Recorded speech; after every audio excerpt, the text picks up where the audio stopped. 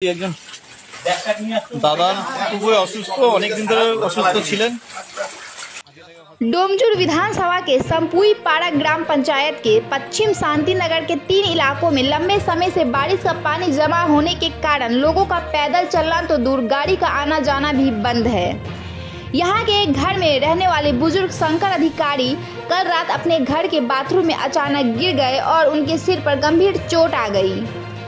उन्हें कुछ दिन पहले ही दिल का दौरा पड़ने पर अस्पताल में भर्ती कराया गया था।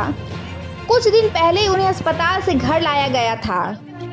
रात के समय बाथरूम में गिरने के बाद उनकी हालत गंभीर हो गई। उस समय घर में वृद्ध पत्नी समेत 3 महिलाएं थीं। बेटा काम के लिए बाहर गया हुआ था।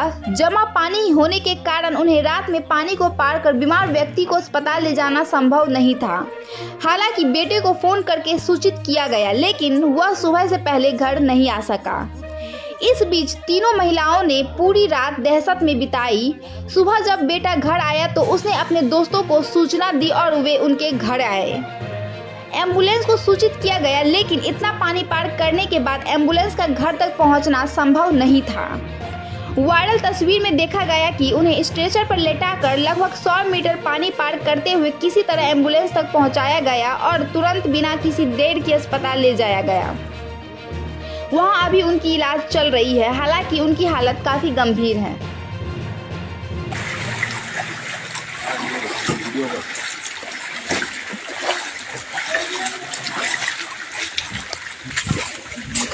কি ধরবো নাকি? না না, আচ্ছা এখানে একটা ছাতা ঠেলে দাও, তোর মধ্যে হ্যাঁ হ্যাঁ হ্যাঁ, আর একটু ভেতর দিকে ঢোকাও, নইলে তো এখানে জলটা পড়ছে।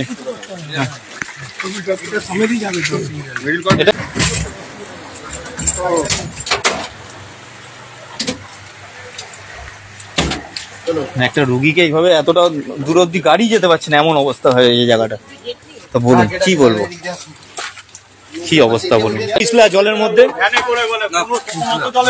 যাই হোক, যা সাবধানে, মাথা ঠান্ডা করে যা, আগে চিকিৎসার ব্যবস্থা কর, আমরা যাচ্ছি একটু পরে, ঠিক আছে? আর তুই কি গাড়ি নিয়ে যাবি নাকি? না না, আমি ঠিক আছে, যা।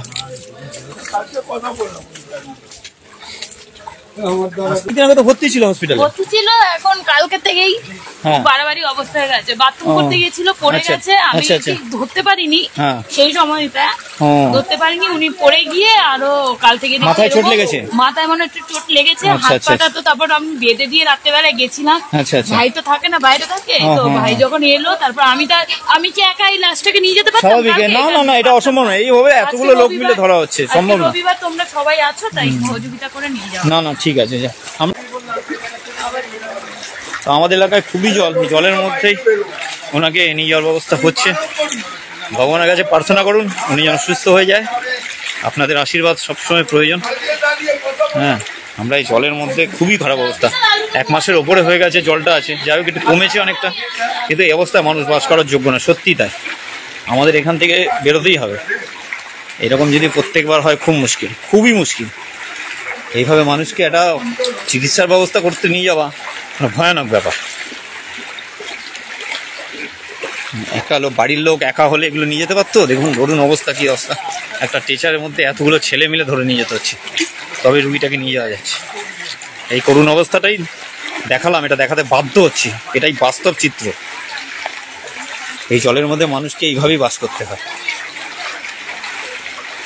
একটা মেয়ে মানুষ বাড়িতে থাকে, সে কি করে এইবার